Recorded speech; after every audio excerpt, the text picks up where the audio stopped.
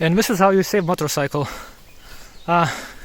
It's in mud and it's an incline, so it's impossible to live for one person.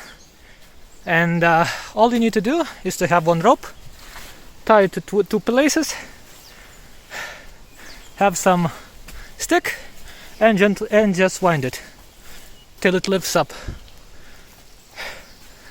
Time consuming, but you can save your motorcycle from the situation. You will not be able to do it alone. Okay. I should get back to my trip.